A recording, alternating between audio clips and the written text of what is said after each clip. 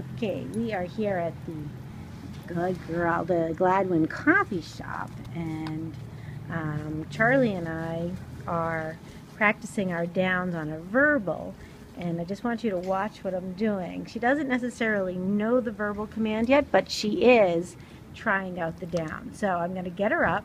Good girl. Okay. See, I threw the treat. She's going to get up, and now down. Good girl. So she's going right into that like a default down because she knows I'm paying her for it.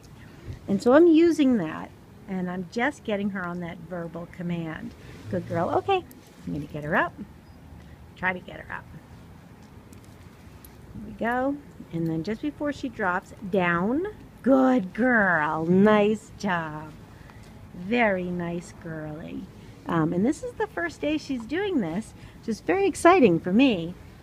She's been going down on an empty-handed lure, so that means I just put my finger on the ground and she follows it down.